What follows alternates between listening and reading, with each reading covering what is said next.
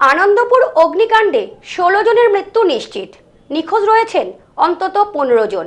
ধৃত গোডাউন মালিক গঙ্গাধর দাসের ৮ দিনের পুলিশি হেফাজতের নির্দেশ আদালতের। আনন্দপুরে ভয়াবহ অগ্নিকাণ্ড মামলায় গুদাম মালিক গঙ্গাধর দাসকে ৭ দিনের পুলিশি হেফাজতের নির্দেশ দিল আদালত। অগ্নিকাণ্ডের প্রায় ৪৮ ঘন্টা পর তাকে আটক করে পুলিশ এবং পরে গ্রেপ্তারের কথা জানায় বারুইপুর জেলা পুলিশ। বুধবার ধৃতকে আদালতে তোলা হলে বিচারক এই নির্দেশ দিয়েছেন। এদিকে অগ্নিকাণ্ডের এতদিন পরেও বহু মানুষ এখনো নিখোঁজ রয়েছেন, ফলে মৃতের সংখ্যা আরও বাড়তে পারে বলেই আশঙ্কা করা হচ্ছে। সরকারি সূত্রে খবর, এখনো পর্যন্ত এই ঘটনায় ১৬ জনের মৃত্যু নিশ্চিত। নিখোঁজ রয়েছেন এখনো অন্তত ১৫ জন। ঘটনাটি ঘটেছে রবিবার ভোর রাতে। স্থানীয় বাসিন্দাদের দাবি, ভোর রাতে প্রায় ৩টে নাগাদ আনন্দপুর এলাকায় একটি মোমো কারখানায় ও সংলগ্ন গুদাম থেকে আগুনের লেলিহান শিখা উঠতে দেখেন তারা। সঙ্গে সঙ্গে দমকল ও পুলিশকে খবর দেওয়া হয়।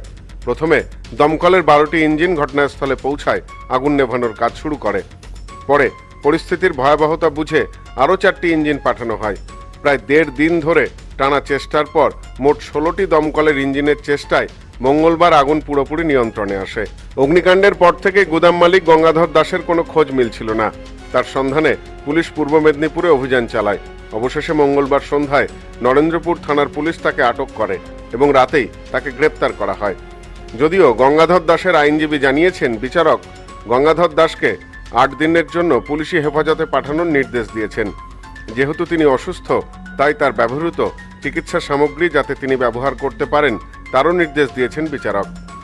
পুলিশ সূত্রে জানা গেছে, গ্রেপ্তারির পর জেরায় গঙ্গাধর দাস এই ভয়াবহ অগ্নিকাণ্ডের দায় মোমো সংস্থার ঘাড়েই চাপিয়েছেন। তদন্তে উঠে এসেছে, যে গুদামে আগুন লাগে সেই জমির সম্পূর্ণ মালিকানা গঙ্গাধরের ছিল। ওই মোমো কোম্পানি তার ডেকোরেটরস ব্যবসার গোডাউনটি লিজে ব্যবহার করছিল। গঙ্গাধরের ব্যবসায়িক উত্থান নিয়েও একাধিক তথ্য সামনে এসেছে।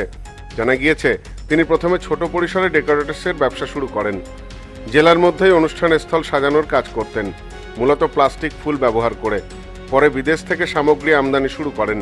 প্রায় ১৫ বছর আগে খেয়াদহ এলাকায় প্রথম কারখানা ও গুদামে স্থাপন করেন, যা একসময় আগুনে পুড়ে যায়। তবুও অল্প সময়ের মধ্যে তিনি ঘুরে দাঁড়িয়ে বিপুল সম্পত্তির মালিক হয়ে ওঠেন। সেটাকে একটা অ্যাক্সিডেন্ট হিসেবে ধরা হয়েছে, তারও তদন্ত হয়েছে। যদি আজকে কোনো অ্যাক্সিডেন্ট হয়, এরকম কোনো অ্যাক্সিডেন্ট হয়, তাহলে ওই এয়ার ইন্ডিয়ার ডিরেক্টরকেও কি অ্যারেস্ট করা হয়েছিল? এটা আমাদের প্রশ্ন ছিল আজকে, যে আমরা নিজের কাছে, আদালতকে তো প্রশ্ন করতে পারি না, আমরা নিজেরা জিজ্ঞেস করি যে আজকে সকালবেলা খুব আনফর্চুনেট একজন পলিটিশিয়ান মারা গেছেন। সেই প্লেন ক্র্যাশে যে প্লেনের মালিক ছিল, তিনিও কি এখানে দোষী সাব্যস্ত হবেন যদি তার না কোনো দোষ থাকে বা নেগলিজেন্স তার না থাকে? বর্তমানে আনন্দপুর অগ্নিকাণ্ডের তদন্ত জোর কদমে চলছে। পুলিশ হেফাজতে গঙ্গাধর দাসকে জেরা করে এই বিপর্যয়ের নেপথ্যের প্রকৃত কারণ, নিরাপত্তা ব্যবস্থার ত্রুটি এবং দায়িত্ব নির্ধারণের চেষ্টা চলছে। মৃত ও নিখোঁজদের পরিবার এখন একটাই দাবি জানাচ্ছে, দোষীদের চিহ্নিত করে কঠোরতম শাস্তি নিশ্চিত করা হোক। Bureau report, news no man's land, Kolkata. মোবাইলের জগতে আজও সবার সেরা Chirashree mobile.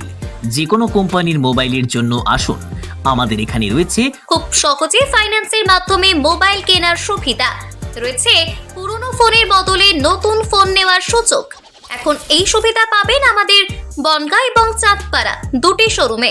Chirashree mobile, Jessore road, Bongaon ও চাঁদপাড়া পাটপট্টি মোড়। ফোন নাম্বার 8336957050 এবং 9932486511।